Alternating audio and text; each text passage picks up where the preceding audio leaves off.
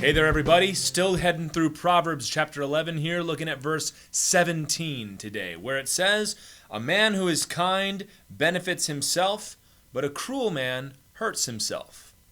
Pretty straightforward proverb, but no less profound for that. Solomon is telling us that when you are kind or cruel, it does not just affect other people. We tend to instruct our kids and ourselves about kindness and cruelty and how we treat other people in terms of other people.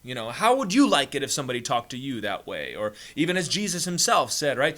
You should treat others the way you want to be treated, and that's appropriate. But Solomon takes a little different tack here, and it's interesting to think about it this way, that being kind is not just about other people, but it also affects you, and cruelty, which is of course the opposite of kindness, for that. And I think this is clear why.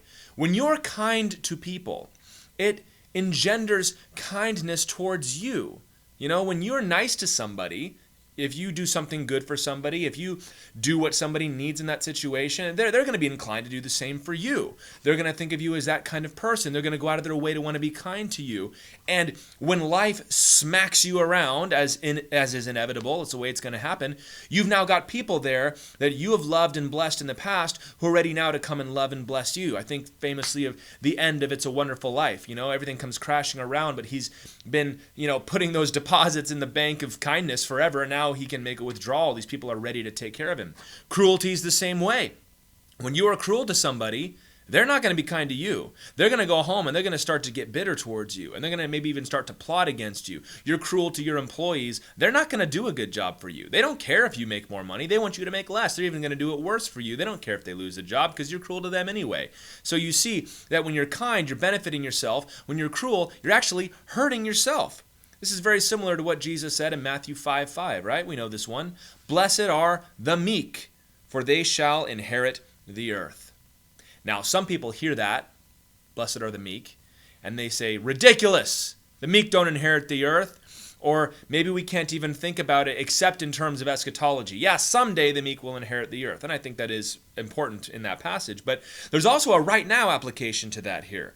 That people who are meek and who are kind, they're going to gain in life. They're going to do all right for themselves. But people will scoff at that and say, "No, Solomon's wrong, Jesus is wrong. Look all around you. There are tons of cruel people doing very well for themselves. Think of all those evil dictators. Think of those corrupt politicians, or my boss or my father, whoever. They're cruel and nothing has ever happened to them."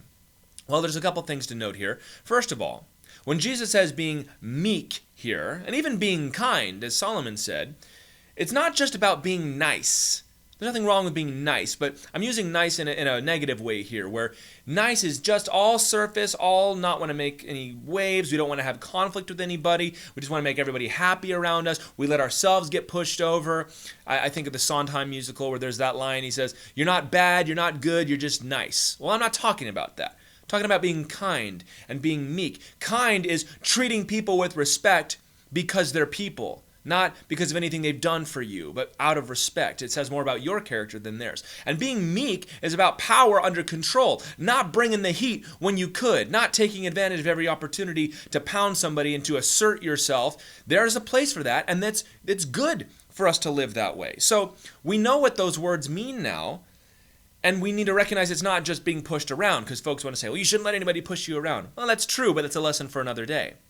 And we say, well, what about all those cruel people then who are doing so well for themselves? These unkind people. Well, consider this, and this is where the Bible brings us back a lot.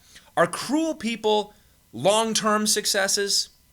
And even if they're successful in a fleshly way, they have authority or they have money or whatever, how's their life? Do people like them? What's their legacy like? What's their family like? Cruel people will churn through marriages. They'll churn through jobs. Their kids don't want anything to do with them. People maybe recognize the utility of that relationship, but they don't enjoy having that relationship, and they end up all alone and by themselves. And even if they've achieved that level of success, it's not certainly a worthwhile measure of success. This is what the Bible teaches us. And this is what we're trying to remember here, that when you're kind, it's beneficial to you because you're building up the most important things in life. And when you're cruel, you're forfeiting those things for the pursuit of something lesser. To read a longer passage here that goes right along with what we're talking, this is Colossians 3, verses 12 through 14.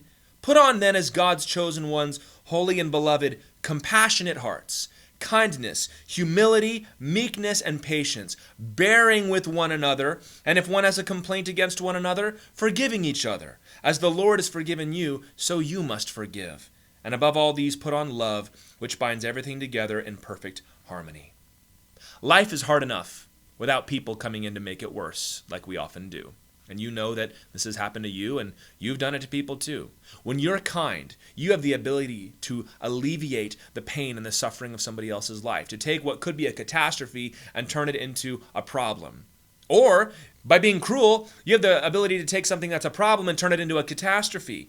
And when you're going to live kindly, then you're going to gain friends, you're going to gain blessings, you're going to gain the approval of God, and you're even going to gain people who are willing to go and fight for you when your troubles come along. Sometimes you don't even need to step up and assert yourself because you've got people that love you that are willing to do it for you. But when you're cruel, you drive everybody else away. When the chips are down, as they inevitably will be, you've got nobody left to stand there with you. So be kind today. Don't be cruel. Be kind. God bless you guys. We'll see you soon.